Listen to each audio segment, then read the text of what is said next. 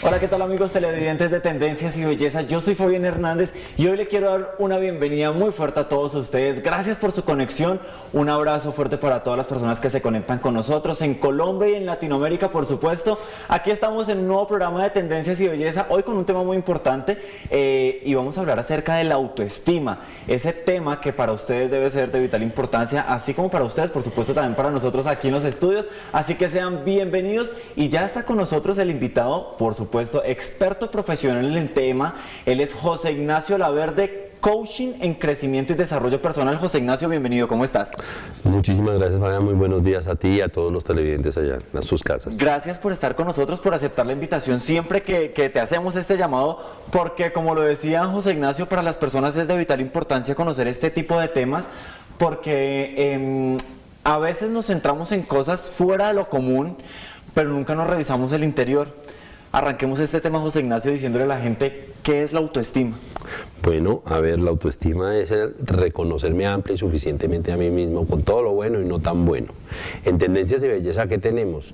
Nosotros aquí podemos tener un programa en donde nos ocupamos de una manera muy grata y muy alegre, y allá en sus casas lo deben sentir así, comparto ese sentimiento, de verse físicamente bien, verse físicamente lo que yo proyecto.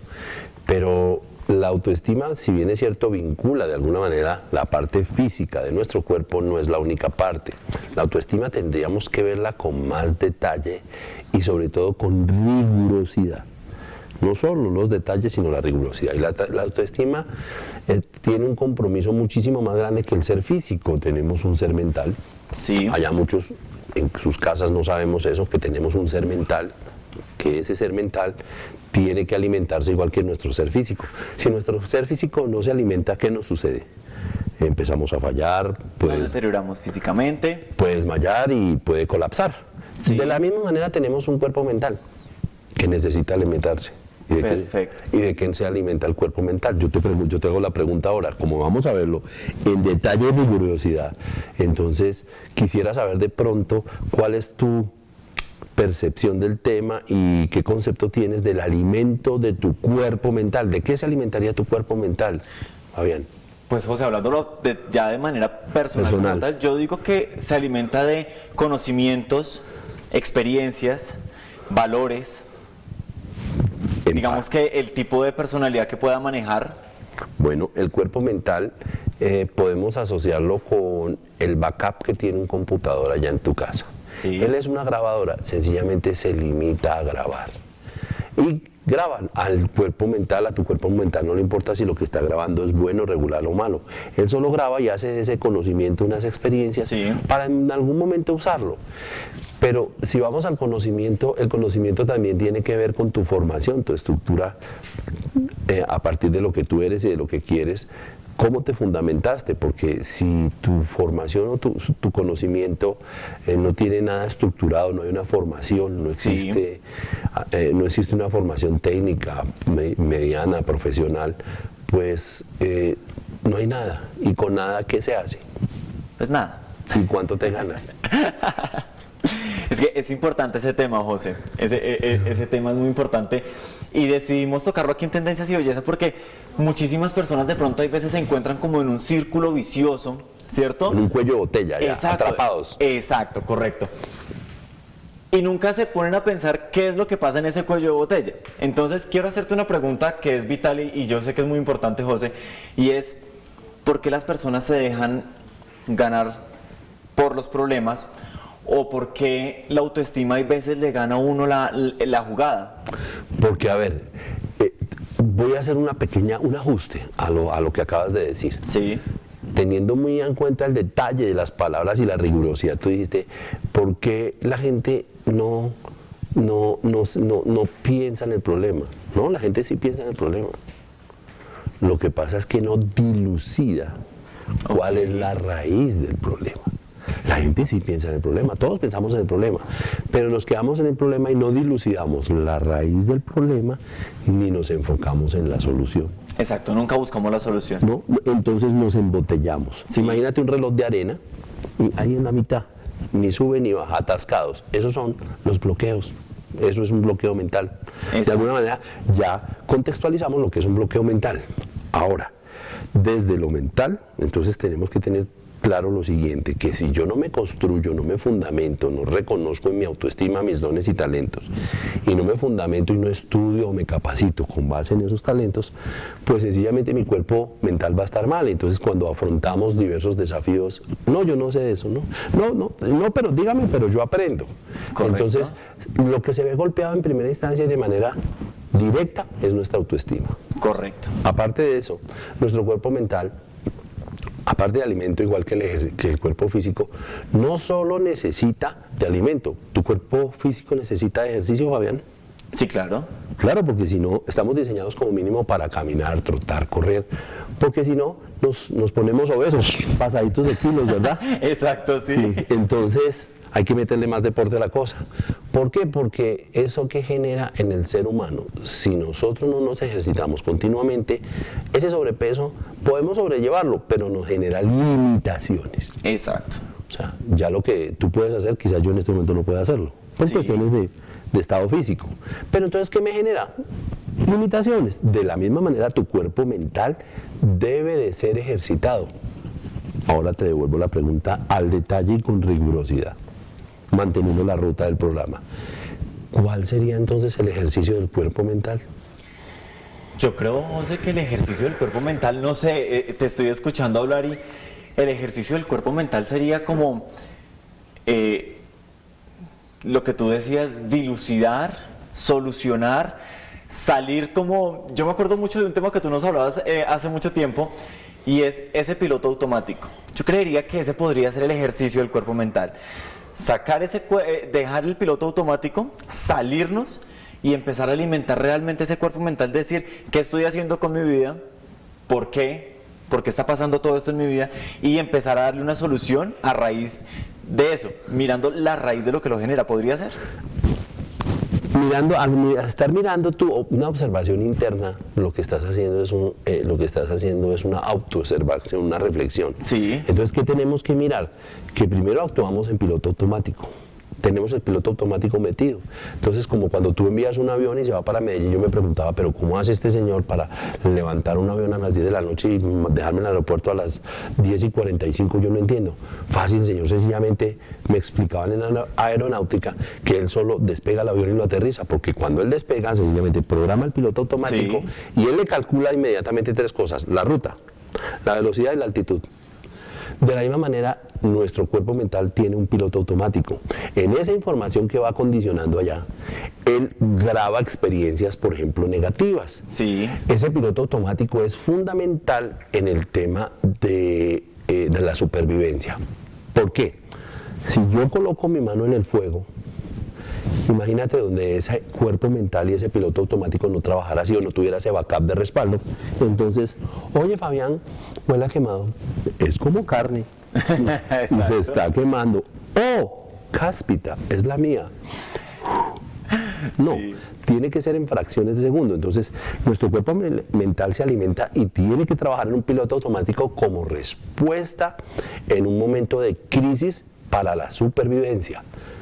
Pero lo que no sabemos los seres humanos es que a veces se queda conectado en todos los actos de nuestra cotidianidad. Volteamos por la cuadra que siempre nos metemos, miramos el reloj a la misma hora, salimos a la misma hora, nos despertamos con ese reloj biológico a la misma hora. Se hace una rutina repetitivo. Se hace repetitivo porque eso afianza el piloto automático, porque sabe que por ahí es seguro, entre comillas. Correcto. Pero esa seguridad no me puede sacar de la realidad. Cuando esa seguridad me saca la realidad, entonces estoy actuando en piloto automático. Correcto. Esa es una parte. Entonces, cuando yo empiezo a dilucidar, ahora vayamos al ejercicio del cuerpo mental. Cuando yo empiezo a dilucidar, a estar en el aquí y el ahora, finalmente me siento vivo y estoy vivo y en el tiempo real, que es el pasado no existe, el futuro no sé.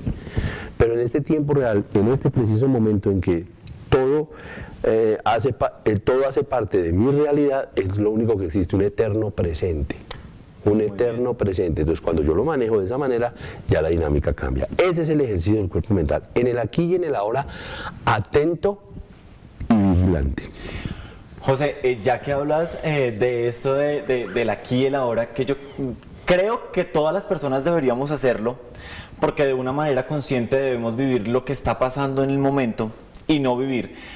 Hay una frase, haciendo como un paréntesis, hay una frase que dice que hay 2 días en la vida que no se van a repetir, que es el ayer y el mañana, porque lo de ayer ya pasó y lo de mañana tú no sabes si va a pasar como tú quieres.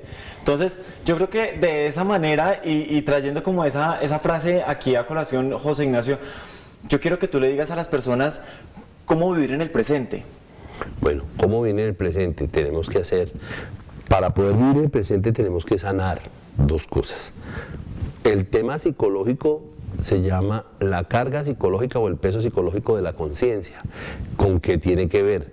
Cuando yo tengo cargas psicológicas, cuando mi conciencia está saturada por efectos de mi vida, sí, de mi cotidianidad, ¿qué hace que un evento en el aquí y en el ahora se vea desdibujado por distorsión de la realidad de ese mismo momento? Porque entra a trabajar mi piloto automático, que él generaliza, él omite datos, sí, y distorsiona mi realidad porque él se va al piloto automático y asocia esto que me está pasando a una circunstancia pasada. O sea, ese piloto automático de supervivencia, ¿qué hace? Si yo tuve un episodio negativo alguna vez en mi vida y se me cargó, no sé, se me reventó el rifo de la llave algún día y en ese momento sonó un pito de un carro y hubo un estruendo tremendo, de alguna manera eso quedó cargado en mi mente ya como una alerta. Si yo empiezo a estar en un contexto similar, sí, muy similar, y entonces escucho el ruido de la llave, que se reventó un pito, eso detona inmediatamente en mi ser una reacción instintiva, o sea, que no es consciente, y me lleva a ese estado mental, que es lo que el doctor Leonard Hubbard en su libro de Dianética y Cienciología denomina engramas. Correcto. O sea, unos virus mentales. ¿Y qué es un engrama, un virus mental? Lo vemos en la cotidianidad, cómo lo exploramos en la cotidianidad. Cuando tú tienes un conflicto con tu pareja, es lo más fácil de entender. Y ya hemos subsanado y sanado limado asperezas, sanado heridas, hecho terapias de perdón, pero de alguna manera llegamos a una situación parecida y entonces empieza la carga de la palabra hablada, programación neurolingüística. Es que tú siempre, es que tú nunca. Inmediatamente cuando se dicen esas palabras, el receptor de esas palabras, al escucharlas, lo lleva al estado mental donde hubo un detonante hace un tiempo. Correcto. Hay una reacción instintiva y se genera el conflicto.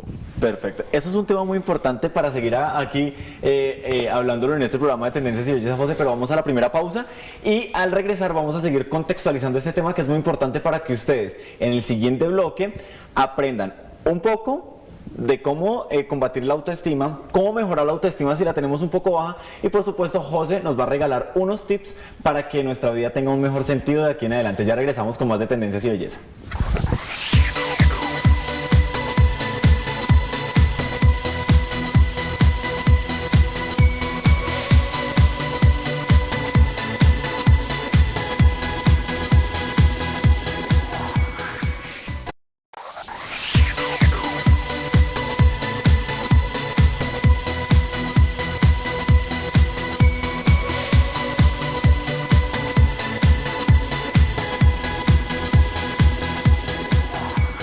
Ya estamos de regreso aquí en Tendencias y Belleza y bueno, ya poniéndonos un poco cómodos para seguir con el tema, José, quiero preguntarte, no sé, hay muchas cosas que en este tema de la autoestima son vitales tocar y tú sabes que el tiempo en televisión es muy corto y no se alcanza a abarcar un poco el tema, pero hablemos un poco del entorno de una persona que tiene la autoestima baja, ¿cierto?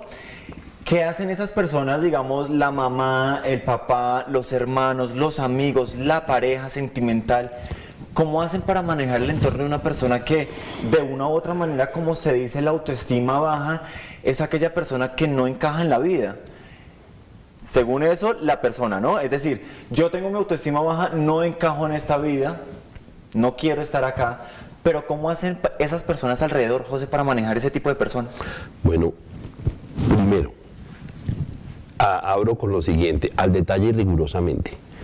Para poder llegar a ese punto, nosotros los que estamos afuera, los familiares de la persona que está pasando por esa crisis, tenemos que tener claro cuál es la crisis, de qué se trata, cómo afecta a esa persona, ponernos en los zapatos de esa persona y de esa manera tener alternativas o herramientas de apoyo. Para eso entonces es importante continuar con la ruta de lo que veníamos hablando. Mi cuerpo mental necesita alimento, pero también necesita ejercicio. Sí. Y también, al igual que tu cuerpo físico, necesita higiene. La higiene del cuerpo físico pues es el baño diario. Porque si no nos bañáramos diariamente, fácil, empezamos a oler a loco. Exacto, eso sí es verdad. Exacto, y aquí lo abordamos muy bien en Tendencias de Belleza, que hay de todo y de todo. Entonces, siempre en función de verse bien, de sentirse bien y de proyectar algo positivo. Entonces, la higiene del cuerpo físico es esa, la higiene del cuerpo mental debe ser una actitud positiva. Sí. Cuando mi cuerpo mental está bien alimentado, bien ejercitado, yo estoy en el aquí y en el ahora y abordo las cosas con claridad y coherencia, pues empiezo a construir mi autoestima. Algunos dicen, no, pues, ¿cómo levantar la autoestima? La autoestima no se levanta, la autoestima se construye y es paso a paso. Correcto. Entonces, eso en programación neurolingüística tenemos que empezar con una higiene del vocabulario. Mira, cuando no... ¿Cómo levantamos la autoestima? No, la autoestima no se levanta, se construye y es paso a paso y no es tema de un solo día. No, ese tema... Exacto, entonces es conocer, saber quién soy y conocer, pero no solo saber y conocerlo. Muchos lo sabemos y lo conocemos, Fabián. Lo que pasa es que... No reconocemos, reconocer es volver a conocer eso que soy yo, eso tan positivo que tengo yo, porque lo hacemos bajo una matriz DOFA, debilidades, oportunidades, fortalezas y amenazas, y coger esas fortalezas y oportunidades y optimizarlas, y coger esas debilidades y esas amenazas y tomarlas como un desafío personal, porque esas son las que me generan a mí conflictos en mi vida cotidiana. Correcto. Son un desafío. Entonces yo tengo que saber las implicaciones de esos defectos de mi personalidad, y cuando hablamos de autoestima entonces tenemos que ver que la personalidad es una, el ser mental es otro, el ser emocional, ese que siente es otro, ese que llora viendo el Chavo, despidiendo el avión de carga. Correcto. Entonces tenemos que tener claridad que no somos un ser únicamente cuando hablamos allá afuera de que alguien está sufriendo una crisis, puede ser que está pasando por un bajón de autoestima, depositó de pronto su confianza en un ser externo, en la pareja, en la amiga. ¿Y qué sucede? Cuando esta persona decae, pues mi autoestima o mi alegría no puede estar ligada íntimamente a la felicidad o a lo que el otro piense de mí. Mi autoestima debe estar ligada a lo que yo he construido y lo que sé en realidad de mí. Yo no puedo depositar mi autoestima en el otro, yo no puedo estar con mi pareja para ser feliz, y eso es un error que cometió Hollywood. Entonces se encontraron, y el príncipe azul y la princesa, y fueron felices para siempre. Ese cuento es inventado, pero hace 50 años para acá. Sí. La realidad de la vida es que somos seres individuales, somos seres integrales y tenemos el derecho y el deber de ser felices por cuenta propia. Lo que pasa, José, es que hay muchas personas que se acostumbran. Piloto automático. Exacto, que son dependientes. Dependientes emocionales. Entonces ya tenemos que hablar no solo de los defectos de la personalidad, sino patologías de inteligencia social negativas, en donde yo tengo que entrar a depender del otro para ser feliz. Hablabas tú, para cerrar el tema y la pregunta que me hiciste de cómo hacen las personas o cómo hacen esas personas allá en casa para poder ver al otro y poderlo ayudar. Sí. Generalmente nuestra cultura nos invita a varias cosas: el señalamiento, la crítica y la censura. Y en casa quizás no hay nadie con la formación intelectual y con la capacidad mental de que lo que la persona está pasando y lo que la persona tiene allá es un problema y necesita apoyo, una intervención asistida. ¿Por qué? Porque él ya es víctima de una situación y de una condición. Si él se está victimizando, dejémoslo allá quietico, y está justificando su condición. Si está justificándose en su condición, eso ya es una cosa aparte, pero estamos hablando de los familiares. Él es víctima de una condición. Y si en lugar de apoyarlo y darle las herramientas, yo lo censuro, lo señalo y lo critico, lo estoy destruyendo. Exacto, eso es muy importante. Pues lo termino de victimizar. Exacto. Y muchas de las cosas se ven reflejadas, hablemoslo un poco en la parte familiar, y siempre se ven esos señalamientos.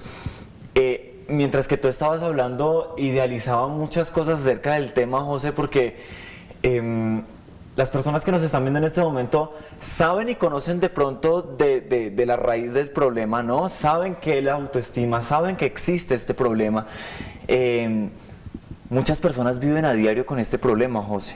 Sí, y pues tenemos una gran falencia. Considero que a nosotros no se nos enseña a hacer. Exacto. No se nos enseña a ser seres humanos. En nuestro modelo educativo se nos da una gran cantidad de información que tenemos que saber al detalle, lo procesamos, lo memorizamos, pero no se nos enseña a ser, el ser integral. Y tenemos que trabajar ese ser integral y construir la autoestima desde 4 columnas vertebrales, 4 ejes primarios. 1, mi ser físico. 2, mi ser mental. 3, mi ser emocional, ese que siente emociones, que sufre y que llora. Y 4, mi ser espiritual, que es el que me mantiene con vida, o sea, mi fuerza vital, que no proviene de mí, sino de un ser superior, para no entrar en conflicto con ninguna religión. Sí, es mejor hacerlo como un poco general. José, hablemos un poco también de un tema que es muy importante, y es que tú como profesional, como yo lo decía cuando te hicimos la presentación, que las personas de pronto que se conectan con nosotros, José Ignacio Laverde es coaching en desarrollo y crecimiento personal. Hablemosle a las personas, José, de cuáles son los tipos de autoestima que existen. Bueno, la autoestima alta, generalmente esa está asociada con el ego. No podemos, si bien es cierto, tener una autoestima sana, eso es una cosa. Tener una autoestima por encima de los estándares y que mi ego prevalezca sobre los demás es tan enfermizo, o igual que tener una autoestima baja y sumisa. Pero ¿hay personas en este mundo, José, que puedan manejar una autoestima alta? Sí, claro. No voy a mencionar ningún país, pero te dejo la idea y te dejo la respuesta a tu discurso interno. Pero ya sé cuál es tu respuesta, ya la he conocido. Pero hablemos un poco entonces también, José, de este ego, que hablamos de la autoestima y el ego automáticamente se filtra y se conecta de una vez, porque muchas de las personas que manejan la autoestima alta, como tú lo mencionabas, manejan un ego impresionante. Y una conciencia cultural. Exacto. Para corregir, no me estoy refiriendo a un país como tal. Algunas personas dentro de un país, por X o Y motivos, también a temas regionales, acá en nuestro propio país, por un tema, sofismas culturales en la participación activa de la realidad nacional a nivel gubernamental, a nivel social, deportivo, por la razón que sea, van construyendo sobre esas bases ciertos niveles de autoestima, o sea, ciertos niveles de autoestima fundamentados en la realización, ¿no? En la realización de hechos. Entonces son válidos, eso no quiere decir que no sean válidos, pero también respetando las diferencias o las carencias del otro. Si en el plano terapéutico, por ejemplo, una autoestima sana también tiene que estar fundamentada en tener claridad y lucidez de poder interpretar el dolor del otro y saber de dónde viene su dolor, cuál es la raíz de su problema. Muchas personas no contamos con los mismos recursos, ni las mismas habilidades cognitivas, ni las mismas velocidades, pero eso no quiere decir que no tengamos la misma capacidad. Pueda que nos demoremos un poquito más, pero igual tenemos la posibilidad todos como seres humanos de llegar al mismo punto. Muy bien, pues José, ya vamos llegando al final del programa y quiero que, como lo decía anteriormente, el tiempo en televisión es muy corto y tenemos que abarcar un tema tan importante como la autoestima. Toquemos puntos claves para cerrar el tema. ¿Cuáles son esos tips que tú les puedes decir a los televidentes que nos ven en este momento para tener una buena autoestima? Bueno, para tener una autoestima tengo que reconocer, primero, que como ser soy un ser integral y que tengo 4 cuerpos. Físico, mental, emocional y espiritual. Que esos 4 cuerpos necesitan alimento, ejercicio e higiene. Si yo hago ese cuadrito allá y lo lleno, entonces cuerpo físico necesita alimento, entonces yo coloco yo me alimento bien, me ejercito bien y mantengo una higiene. Empiezo a llenar el cuadro, si tengo vacíos en ese cuadro, son sus vacíos de su autoestima. Y entonces tenemos que así, reconocernos. para reconocernos, porque si no nos enfocamos en eso no podemos validar y dilucidar cuáles son las falencias. Y lo más importante, no se las voy a dar yo, sencillamente cuando están los cuadros, la persona tiene que darse cuenta, al armar ese cuadrito allá, ese gráfico, tiene que darse cuenta de que si no conoce la respuesta, ese es un vacío que tiene unas implicaciones en su autoestima y de por sí en la conexión con la vida cotidiana. Perfecto. Es importante que ustedes tengan en cuenta este tema porque José Ignacio es experto en estos temas a raíz de su profesionalismo, a raíz de tu formación profesional, me refiero a tus carreras, tus conocimientos a lo largo de tu vida. Has hecho y has generado cambios en muchas personas, lo hablo a manera también personal porque ha sido una ayuda muy grande y por eso recomiendo que si a ustedes les interesa este tema, pues ahí ustedes los contactos están. José, muchísimas gracias por habernos acompañado el día de hoy. No, a ustedes muchísimas gracias por la invitación y a todos los televidentes. Perfecto, pues ustedes ya saben, hoy hablamos de la autoestima, esperamos que les haya gustado este programa, nuestras redes sociales aparecen en pantalla para que ustedes nos sigan. Yo soy Fabián Hernández y este fue un programa más de Tendencias y Belleza. Chao.